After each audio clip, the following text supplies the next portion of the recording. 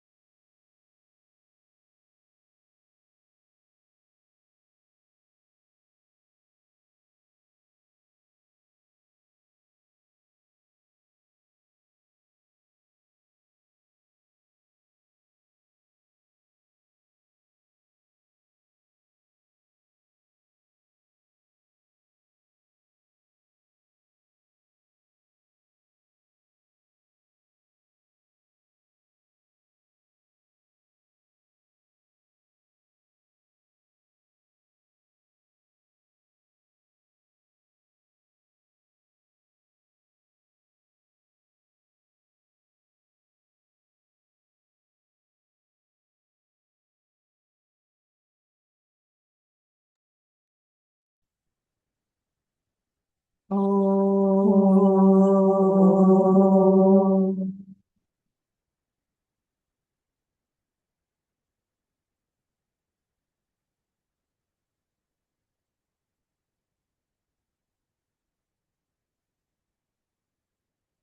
What are the other people in? We have Supreme. We have Supreme. Lily can. Lily, yes. Lily? Yeah. On the same. Oh, wonderful. Yeah, so the universal human parent. All right. Yeah, our topic for the week, she just told me what it is. I'm really glad about is. Oh, there she is. Lily and Tashina. Oh, wonderful. We're all here together. I used to say we're all in this alone. Yeah. Yeah, the universal human paradigm is something that came to my attention back years ago in Houston. A woman that I was associated with through the landmark work. And it was in a book that she wrote. And this is the way it goes. She believes that we're all caught in this universal human paradigm. There's a way that it should be. It's not that way, and it's somebody's fault. And so we all recognize that as kind of the lens through which perception arises. It's an aspect of the perception that all of us have as our individual woundedness. This is the universal human wound. Right? Yeah. So it's pervasive in that way. The way out of the garden was the being caught up, maybe just outside the garden, but being caught up in polarities, being caught up in right and wrong and good and bad, and the duality that created has permeated this particular frequency reality ever since, whenever that was. Doesn't even matter. For all of us in this room, it was probably this morning. But it's something that we look at, and when we move to the fundamental teaching of this Sangha, which is the field of allowing, we understand that as being the moving out of the mind and the return to our true heart. And the teaching that I do, I believe that we have made up a heart with our mind, and that heart consisted of the idea of being good out there, of serving others, of making a difference in the external reality or in our own reality. Whereas the true heart is a field of allowing where nothing is resisted or opposed. So when we've made up a heart that has still the to some degree, the frequency of polarity, and also the imposition on us of what's good. How are we a good person? It partakes of the direction of the Bodhisattva. It partakes of the direction of what we think of as the Christian missionary movement, which certainly stirred me as a little 5-year-old girl going to the tent revivals in LA or Alabama with my grandmother. I wanted to be, then I decided I would just been too bad to be a missionary, so I'd have to marry one. I was probably 7 by then. And figured out the only way for me to get to heaven, because I was pretty clear I was really a bad girl, whatever that meant to me. Yeah. Yes. And so we're looking at moving energetically, frequentially. It's a rising of frequency above the polarity of, I think it was a couple of years ago that I did a podcast with a good friend of ours, and we were talking about AI. And I said that in my sense of things, that the first AI occurred in the Garden of Eden, where we fell out of our hearts and into our mind, caught in polarity. That our return to our true heart leaves us with the technology AI, and perhaps it will assist us in our true nature, returning to our true nature where there is no polarity. And AI can handle the polarity, right? It can give us the specifications or the delineations of whatever we put in there. Clearly, it can do that. And so, and the being caught in the polarity means that we've been caught in every one of the polarities that we still see that are so prevalent in this particular reality, which has to do with cause and effect, black and white. It leads us to all kinds of need for solving the problem at the level of the problem, which never works.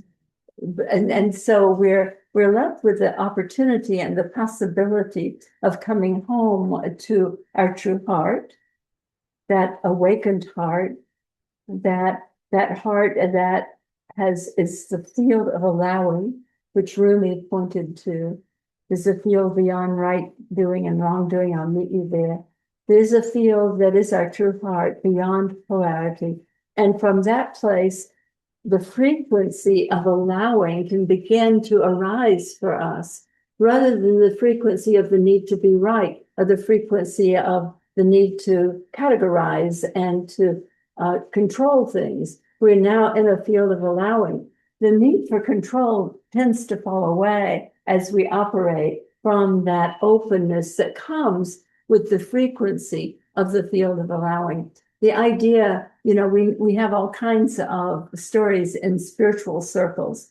The Chinese farmer story, right? Who knows what's good or bad? Like I pointed to with Rumi, the field of allowing, where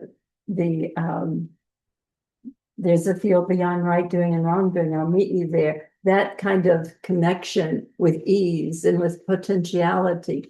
And even the rope and the snake, we don't see things as they are. We see things as we are. And when we're still caught in polarity, we see things in a way that makes us need to know more. In the field of allowing, the allowing takes us out of the need to know. The need to know came from the need to control, the need to know something so that we could understand it, and then perhaps we could navigate it or control it. And so the waking up into the field of allowing is the direction out of the universal human paradigm. It's the direction out of the mind and back home into our hearts. And that place is such a high frequency. What it portends is is heaven on earth. Mm. What we now have is a projection through our minds caught in polarity of opposition. We now have what portends to be war. We have all of that going on in this field that is a projection of this duality. So this is the answer. The interesting thing about it is there's nothing for any of us to do out there. There may be some for some of us, but all of the work for each of us must be done in here in order for us to play our part in a shift in reality from the war, the conflict, the polarity, and into heaven on earth depends on the very close in personal work that each of us has available to us. That whole scene that I described earlier of the missionary and the bodhisattva and all of that, we jump over here and then try to be good out there. But we've left the one thing that nobody else can get to, which is our own inner self-rejection.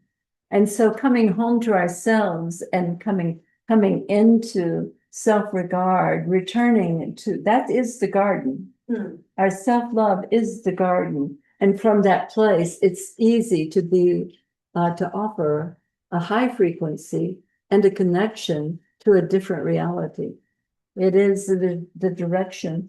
It's interesting because what we've all been programmed to believe is that we have to be good out there. We have to be good to others. There's a story that I like to tell about when I was I think I was 7 years old.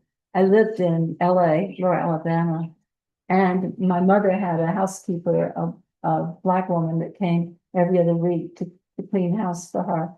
And on the every other week when she came, I would beg to be able to go home with Bessie because I loved going to church with her. Because the black churches, probably all over, but especially in LA, Alabama, were the most fun. They had the best party of anybody. So when I got to go home with Bessie, I'd go to the kindergarten with all the other little children. And I was naturally very white, very blonde. So I kind of stuck out, I think. And I thought they were so beautiful. And I felt like I was so homely. Without any definition like they had, without any of the vibrancy of these little children that I was with in Sunday school. And one day, the Sunday school teacher was holding forth about how we're here to serve others and how we're here to be good people and to take care of other people and to take care and to be good to them and take care of other people. And I was sitting back there and I started to get really a little frantic, and I finally held up my hand, which was hugely brave for me at 7, and being the only little white person in there. And I held up my hand and I said to her, "Ma'am, what are the others supposed to be doing?" So it had come into my awareness that there was something missing in this idea of service to others.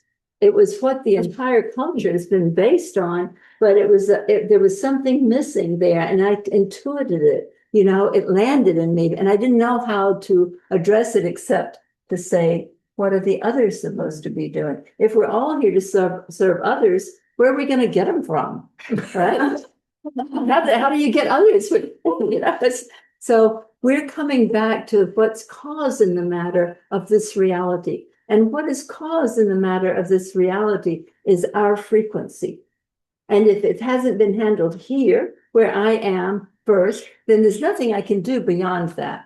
I have access to this. I have access to my own woundedness and my own conclusion that I don't matter or I'm not good enough. And that's where a shift in frequency occurs as I address that and heal it. And from that place on, I will be connected to every place that I can be of service and make a difference to what might be called others. But it probably will be in collaboration. It probably will be in connecting to others who have cleared their own woundedness and are showing up on their own behalf. So is there more to be said about that? No, that's great. Is there anybody who wants to ask a question, or do we do work on this? Oh, we don't. No. We can do the work. Yeah. So if anybody has a question or a thought in relation to this, you know, and then, oh yeah, there's the last thing. What if there's no problem? Oh, okay. Yeah, you need to say that piece. Right. The other piece to this perceptual distortion is what if there's no problem? It's like the idea that there's a problem engages you in a low frequency of the need for control, the need to fix something. Whereas to see that this is just what's in front of you to do is the opening into a frequency that typically, and this happens all the time, people tell me every day about what looks like serendipity in their life, where they just had a flat tire and this really great looking guy showed up to help them, right? So it's like, what if nothing's a problem? It's just what's happening. And so it's like we get the filter of there's a problem here off of reality. And in that clearing of that distortion lens, that this is a problem, we're simply doing what's in front of us to do. Because that's such a higher frequency, then things become resolved easily. And then what happens is that nothing shows up as a problem because the lens that you were perceiving reality through is cleared. Right? I need something. Nope, that was good. Thank you. So Polly, that was all very beautiful. Thank you. It's exactly what I needed to hear today. But here's my question. I know that I can be at one with all that is until my body starts hurting or until I get sick. or until my tongue starts to tingle. I've got this Right. terrible tongue erosion. Right, And then I'm totally thrown off track. yeah. I try to get back on track, but it just takes longer. Yeah, well, the shift in perception that's helpful with that, and that's tough for everybody because we have identified with these vehicles, these body-mind units, for more than one lifetime. Right. So the identification with the avatar is compelling for sure. But the distinction to make is that, and it goes along whether or not you're having difficulty with physical pain or anguish, whatever, it goes along with seeing the distinction between what I have and who I am. And as I am the one who has incarnated through this avatar, through this body mind unit, and in this case, with this body mind unit, she can't see shit, right? Right. It's like, but that doesn't have anything to do with the truth of who I am. It has something to do with the vehicle that I operate through in a 3D reality. So the disidentification at least gives you a little bit of Yeah. space. Sure. It's not, there's nobody here who's going to tell you that you can relieve pain totally, but it is the direction of having something instead of being it, right? And there is for sure the possibility of allowing the spaciousness of one's own mind and heart to be kind enough to oneself that the relaxation begins to alleviate Right. some of the discomfort. Right? It's what you say about going meta, right? Exactly. Yeah. That's right. If I could say something about the Please. transits right now. Please, yeah. So, right now the Earth is in gate 47, the mindset gate, and This is from human design. and this is from the Gene Keys. What Richard Rudd says is it's a collective energy. So, but it's our karma is collective. It's not personal. It's our ancestry, but it's in, like Polly was saying, In the it's body. in this vehicle. Uh-huh. And so we have to meet it. It looks personal.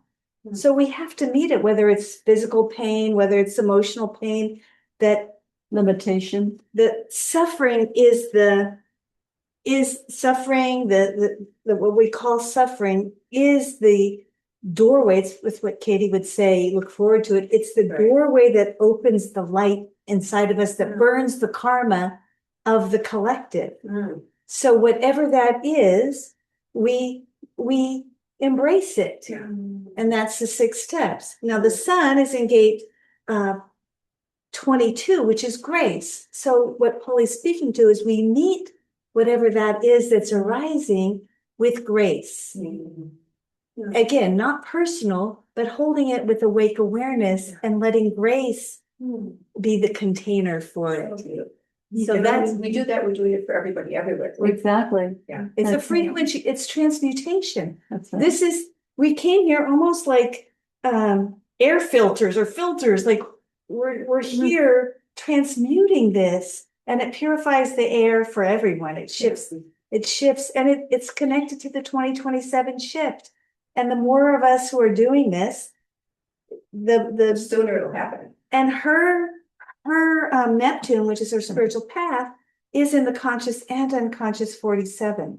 So her spiritual path is this transmutation. So she's bringing that to us. This working with our mindset, working with attachment to our beliefs, attachment to our feelings. Yeah. That's Yeah. what Polly brings. Thank you for that, Polly. Yeah. Mhm. Yeah, it's such a the identification is at the heart of this, right? The identification with the vehicle instead of having it and you know, if we were motivated, say, to be bodhisattva, to be here on behalf of others, then come home to this place where you actually can make a difference. Right? You can be the one who transmutes this, what we might call suffering. I mean, I sometimes am relieved because I can't see my 87-year-old face, right? It's like, who needs it, right? So, I mean, so we receive this, but it's in this close in, this is how we have access to making a difference. And all of reality is by this close in work. That's really, thank you. Yeah. Yeah. Aloha, Shakti Shen right here. Yeah. I wanted to celebrate a integration that occurred for me through your work, in that I feel hardly exposed to the 6 steps, just barely. And I had had an upset with a friend for 2 years that I hadn't managed to speak about, and she ended up sitting next to me one sunset, and a purge occurred. And what was elegant is that it came through in the form of the 6 steps, and it did it all by itself. And as I was talking about my own trigger about me and the movie where it came from and the feelings that were associated with it, I could truly see that it had nothing to do with her. And it was so liberating. And I know this is so basic, but it was so incredible. And I think it might have happened twice already. So while my mind might not be wrapping around things, I'm so grateful that the alchemy Yes, is Exactly. revealing. that's it. Yeah. It is the alchemy, and it is the realization in action that I can do it here, right? Just as even with her in proximity to you, you realize you had it all right here. You can do it here. And that's what each of us in that acknowledgement, it's a morphogenetic field, right? Heaven and earth are morphogenetic fields, and the input that we have into them is so powerful, right? And the interesting thing is, it appears to be something we're doing for ourselves. That was on a spiritual path for my first 70 years, right? To wake up, yeah. But I thought it was all about me. Well, I woke up and there was no me. I was like, what? No me. The exact opposite. So Heidi said that, Lily, you have your hand up, is that right? She's on mute. Here I am. There you are. I'm just so glad to be with you. Hi, darlings. You, Well, honey. I'm having such a journey, and most of me is mostly joyful. I'm watching this whole experience happening, and I am every day I'm coughing and coughing, and I realize, wow, it's gone past me into my father's emphysema, my body that was full of alcohol, tobacco, all these things that have been in my lineage from the get-go. And I am just so grateful this is moving through me.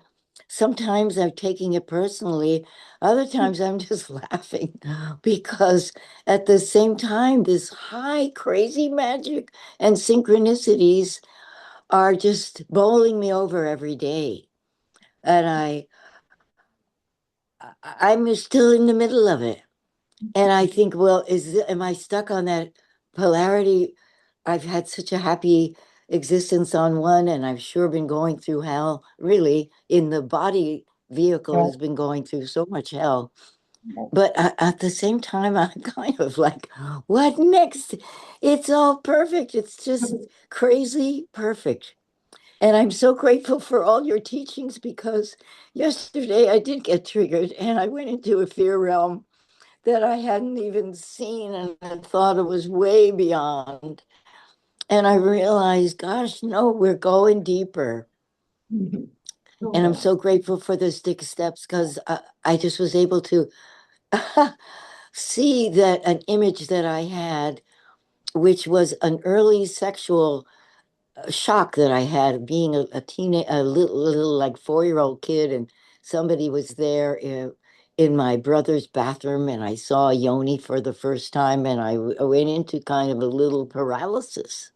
And that image came back after all these years, and I realized that there's so much healing going on around our sexual images right now. And I've been just incredibly blessed. Nirja and Leo, who did a workshop where they were in triads sharing about their experiences and having a big blow off and big musical healing. And at the very same time, I was given a homeopathic that this brilliant Dr. Val saw in my homeopathics, which I had for stage fright, because I was still getting stage fright when I do my little ministry of fun things. It turns out to be a deeper, in the AI showed us this is a deeper healing for women. Saphagria is come up now for all of us to heal the inner wounds. And I feel like I've been given this gift to pass on. Saphagria is what we can take for the inner wounds that are still percolating. I Wonderful. thought I was done, but no, it's happening every day. And I'm totally grateful and happy to see you guys. So Oh. heartful. We love you, Lily. We love Love you you, so Lily. much. We know you're on the path on behalf of the whole of all really, but specifically for our Sangha and everybody is we do fall into love. We fall out of our minds and into our hearts. And there you are, for sure. Yeah. Thank you, darling. Thank you. Yeah. Yeah, the polarity of sexuality, of gender is obviously something that's up in the collective. I mean, I can't even get pronouns right anymore.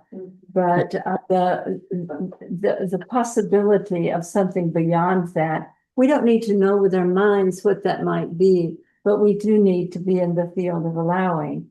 And often it will have to do with early experiences and the reperceiving of what it meant, right?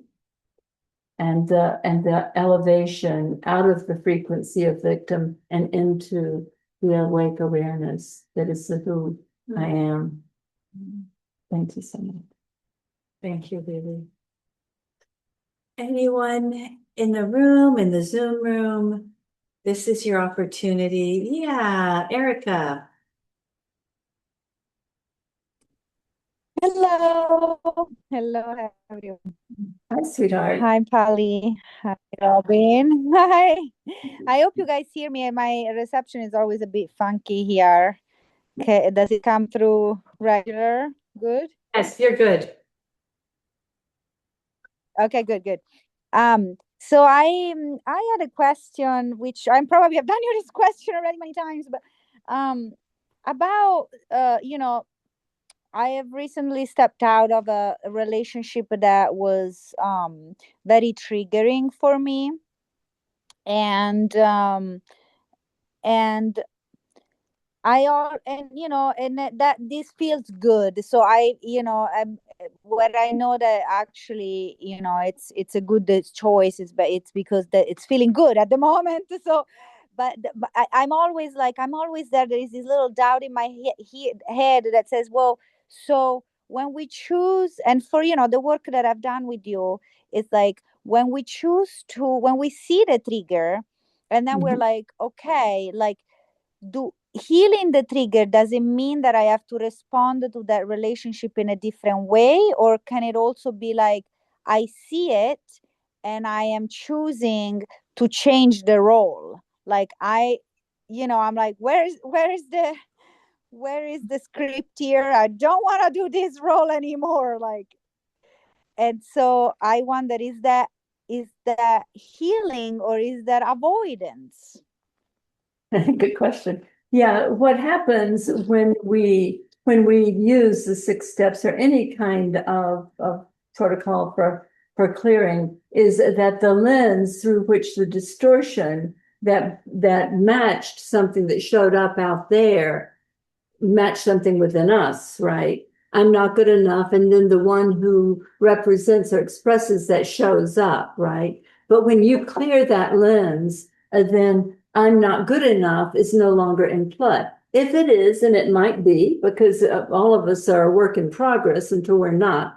And if it is, you'll notice that, you may have to do the same work again, because what we're doing is we're cleansing the lens of perception from many lifetimes, for sure.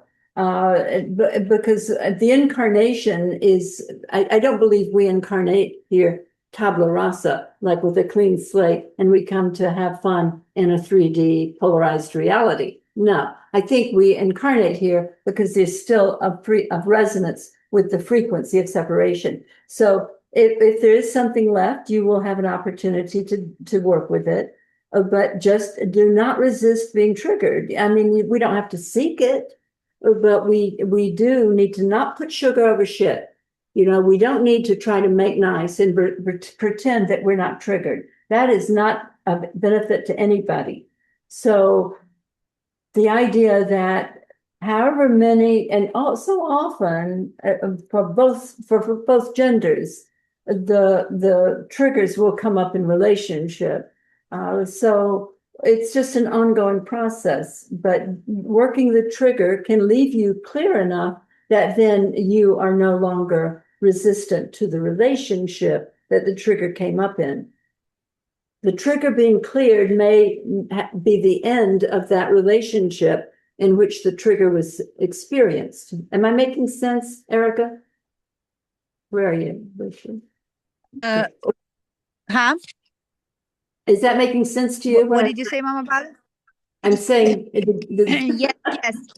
Well, and that's what I'm feeling. You know, for me, what I'm feeling is like, well, I'm not feeling attracted anymore to this because like I feel that that's just not resonating anymore with me, right? So to me it feels that, and in the same time I'm you know, even if it was avoidance, I'm accepting where I'm at, because this is what this is what in this moment means for me to come home to myself. Exactly. Yeah. Perfect. That's exactly right. So moving through this, that we don't stay in something because we think we should, because we're now free of the trigger. No need. No, it's, yeah. Yeah, you got it. Good work. Thank you. Yeah. Thank you.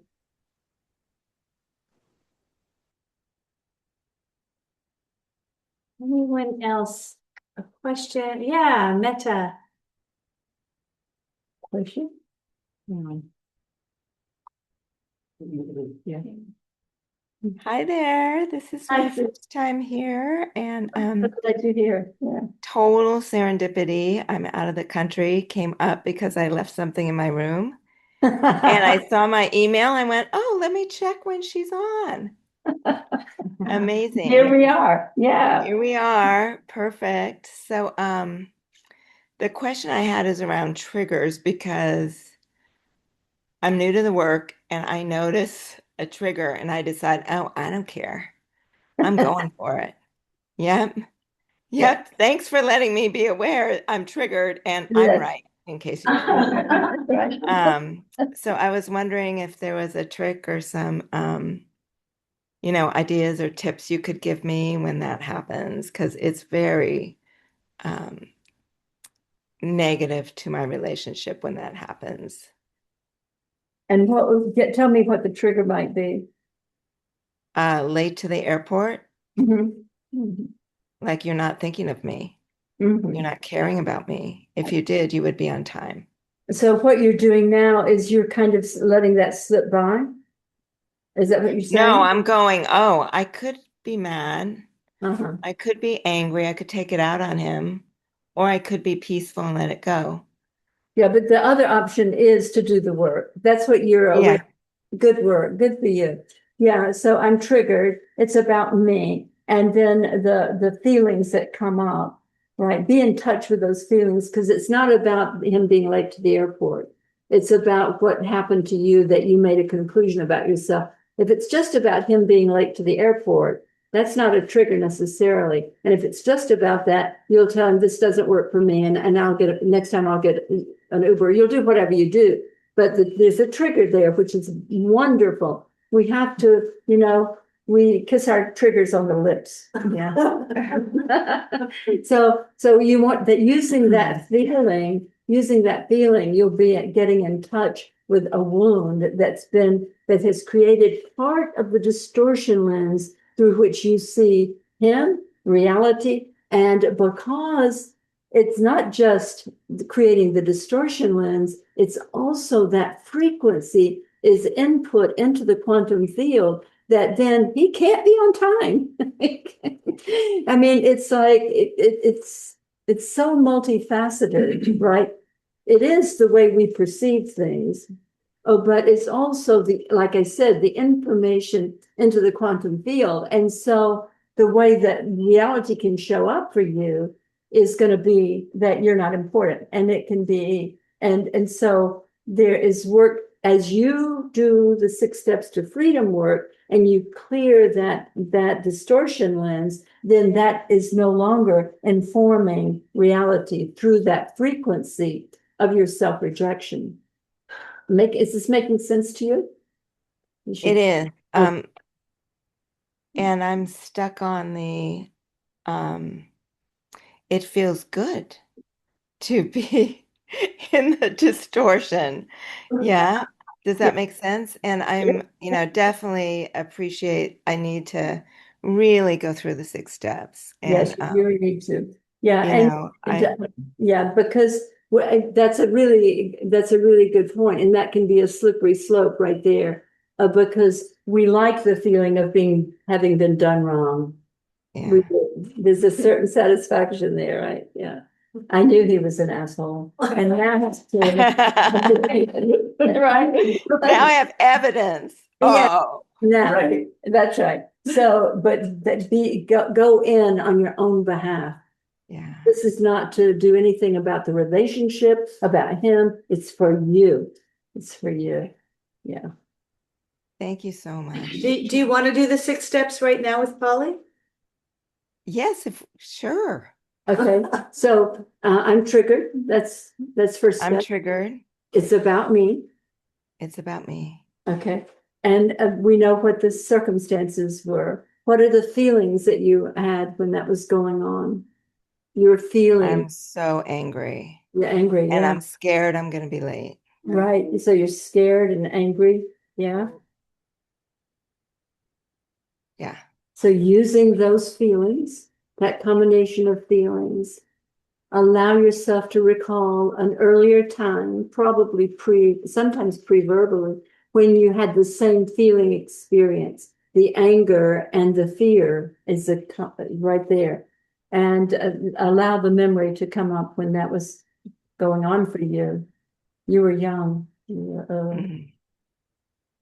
I feel it. Yeah. Wow, that's big. What's the memory? Well, I was adopted, so Mhm. very young, Yeah, scared and angry. right. Exactly. When that was going on, however young you were and whether or not you had the language, you had an energetic conclusion about what it meant about you. What was that conclusion? No one cares. I'm all alone. Exactly. You know, Yeah. well, that's what got installed, right? That's now you have that lens through which you perceive. It's got etched in that lens. I'm all alone. No one cares. It's scary and it makes you angry. Right? It's not fair.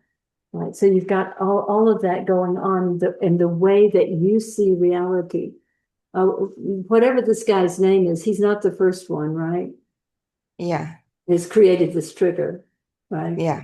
No. So there's a whole, central casting is alive and well and ready to send in a whole bunch more.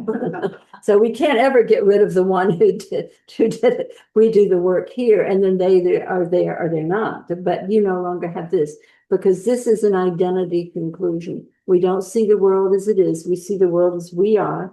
And this is the distortion lens through which we see it. And then we have the reality that matches it. Yeah. I forgive myself for ever having believed that I don't matter, that I'm alone, that I'm not cared for. I forgive myself. I know who I am.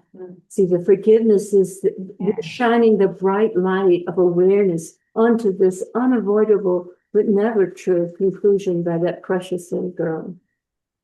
Yeah. Light of awareness is who you are. You are that. You're not the thing that it's shining on. Yeah. Right? See, this is step 6. This is my version of forgiveness. It's very radical. but it goes to the experience and the acknowledgement of my true nature as the awareness. I am the sunshine shining on this field of whatever. I am the sunshine. I am the awareness, the light shining on this mold, this error that I concluded that was unavoidable. Mm. Receive. I feel so it. much lighter, like just Totally. talking with you. Beautiful. Yeah, receive it. Keep reminding yourself that you are the awareness of this. You're not that. You are not the one who is being dismissed or not being cared for. You are the awareness of that. That's a pattern, and you no longer identify with that pattern. Yeah. Perfect. Thank you so much. Thank you, sweetheart. Thank you. Thank you, Metta. Freedom is what it's all about. Freedom. Yeah. And forgiveness, right? Totally. Yeah. Yeah. And gratitude. Exactly. Thank you, Jesus. Yeah. I'll share. I had an experience this week with a friend that was visiting, and I got really triggered. And it was similar, kind of like, well, I don't matter, or something better came up, so we didn't put together. But what I really got to see was that freedom and peace come from no story and no agenda. And I had an agenda and I had a story. Right. And it was a story not really about her, like you're saying. It was a story really my mom pattern and some of the really young stuff. So it just was so liberating to recognize that I could drop the story. I could drop the agenda. That's right. I was free. She was free. And then instead of me being mad at her, I could embrace that part of the whole Ho'oponopono thing, which I think is very easy to overlook, to say, thank you. Thank you for triggering me, because you helped me see the place that I wasn't free. Exactly. That's And beautiful. like, wow. Yes, that's the work. That's it. Now, before I found the 6 steps to freedom process, I used Ho'oponopono because I knew it was a forgiveness process. So thank you for that. Yeah, because I think, we say, I'm sorry, Right. please forgive me, thank you. But I had this really deep teaching around the thank you part. It's not just like, thank you, it's like, thank you for triggering me. All right. Thank you for pointing That's the right. light into the place that I'm not free. Perfect. And then not only is that other person free, but they become like an ally. And it's what a journey being a human. Beautiful. Exactly. So good. Super. Thank you. Do we have a song? We still have some time. Oh, okay. We still have, we're just checking to see if anybody else has something on their plate that they want to talk to Polly about, want to do the 6 steps with. Yeah, Robert. So we've been talking off and on about being on our own behalf. Mhm. And the other day I was watching sunset and just feeling really great. And I thought, well, this must be being on my own behalf. And so the next question that comes to mind is, so is feeling great and being on your own behalf always the same thing? It's an overlap. They equal each other. Yeah, that's an interesting correlation between experience and the inner experience, the inner experience. Yeah, but being on your own behalf is being present. The sunset is matching the inner state, but the inner state is had you be at the sunset. That's not literally true, but so we can't quite put in place cause and effect here. But we can know that if we're on our own behalf, then we're seeing through a lens through which there will be a sunset, or there will be a friend who includes us, or a friend that helps us out, or whatever. Right. So there's a correlation, but so as the world turns some other time, if you're seeing through a cleared lens where there's no no woundedness, like I'm a piece of shit or I don't matter, then your connection to what shows up will be, it's one, actually.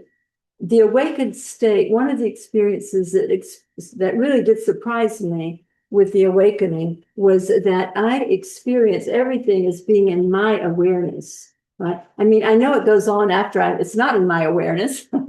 I'm not like stupid, but everything, because the nature of reality is that whatever your experience is clearly, isn't it? Logically, it's in your awareness, right? Right. Yeah. So if your awareness is caught in a distortion field of your woundedness, then the reality is going to be distorted by that. Right. So when you are moving into clarity and your consciousness and your awareness, then everything is arising as that. Yeah. I don't know if that answers your question, but there was a correlation. Okay. Yeah.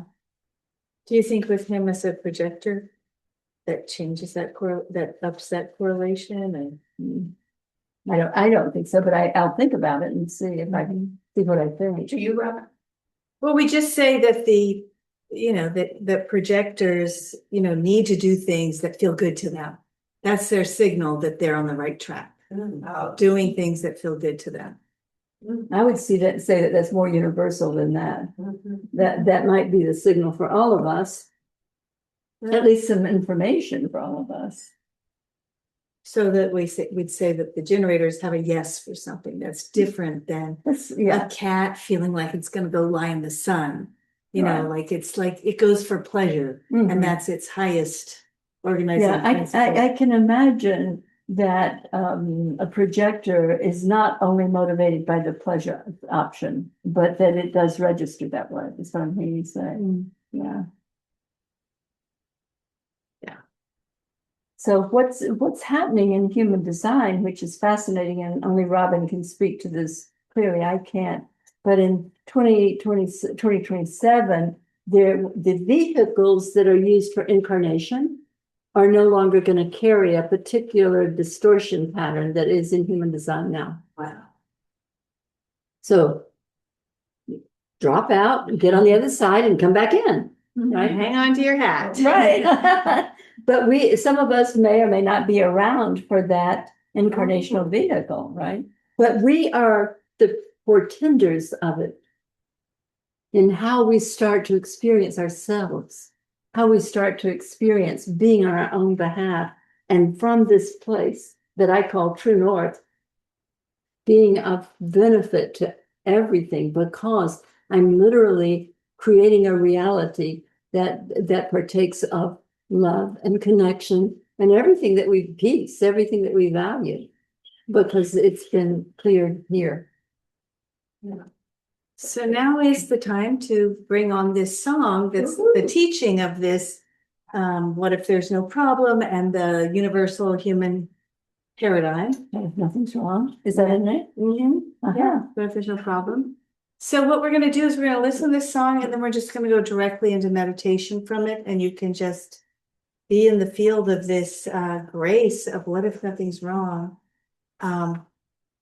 So I'm going to go ahead and share the screen so that you can see the lyrics, because sometimes lyrics can be a little tricky to hear. And then I'm going to start the music.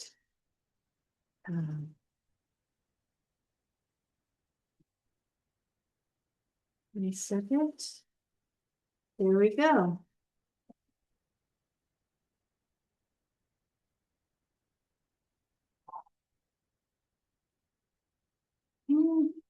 Hang on, I have to stop the share to do it.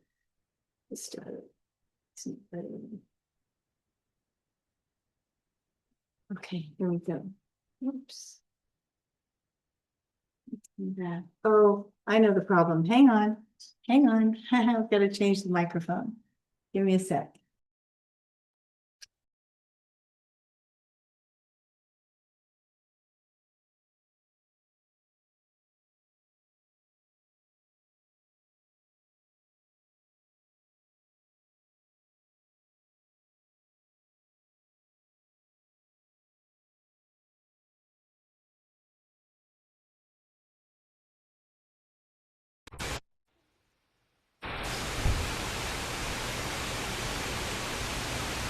Okay, it's gonna come on now.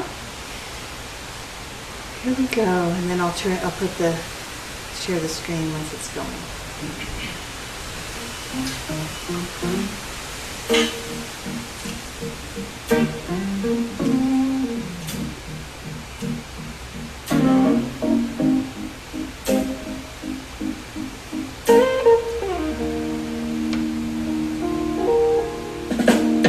Sun's coming up, but the mind's already in the fight. Holding on to a position of what's wrong and what is right.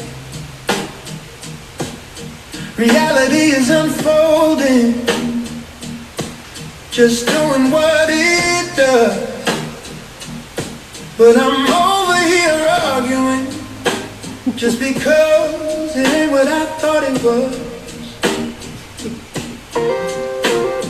The moment it doesn't match the picture in my head, I start spinning stories of the things I should have said. Something is wrong, yeah, that's the first stone I throw, and someone is responsible. Now I got a place for my hurt to go. It's the ghost in the machine, yeah, I have it in my mind, a victim and a judge, and everything in between. The ego's activated, trying to protect the old hurt, turning pure presence into a pile of dirt. Oh, I'm arguing with the wind, arguing with the tide, building up a fortress where the wound itself can hide. Suffering starts the second I say this shouldn't be. Locking up the spirit, throwing away the key, but there's a crack in the ceiling, a light coming through, breaking the illusion of everything I thought I knew. This whole story's just a shield for the hurt underneath, a distortion lens I'm biting with my teeth. I don't matter, I'm invisible, yeah, the story's deep. So I blame it, not fixed, just so I don't have to weep. I'm taking sides against the truth of the moment, spending all my energy on a self-made atonement. But the conflict isn't with you or the way the world turns, it's the mind's interpretation where the fire really burns. Oh, then comes that elegant move, the one that sets me free, a radical invitation to a new frequency.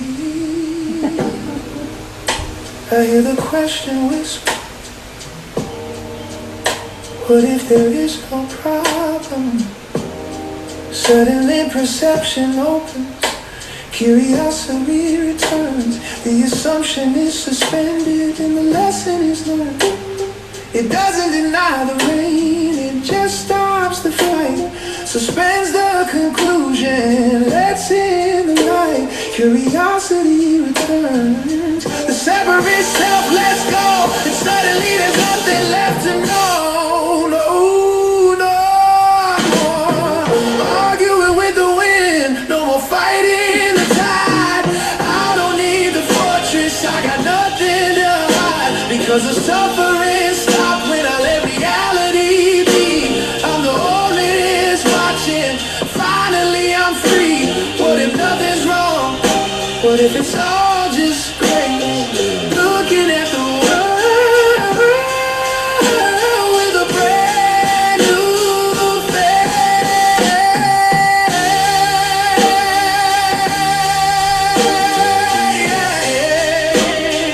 No more, no victim, just the unfolding, just the grace, yeah.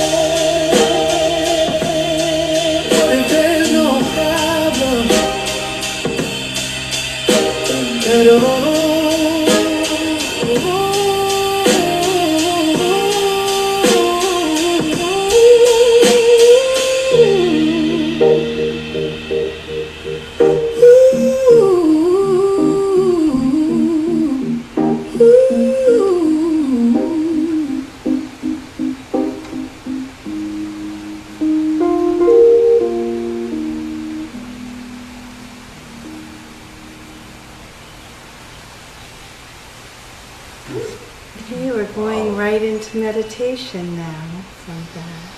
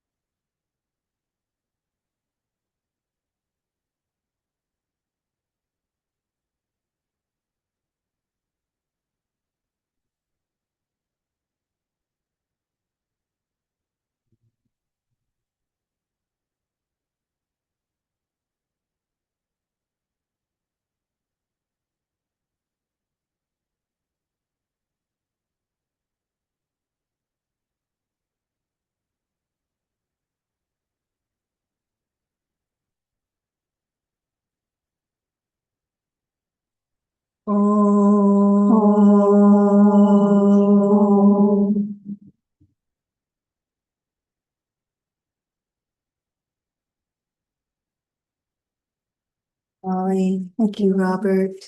Thank you. Thank you, Polly. A reminder, there's a basket in the back and there's also PayPal or Venmo to contribute to dinner for Polly. All right, you guys. See you next week. Big love. Thank you so much. Thank you. Bye bye. Love you. Love you.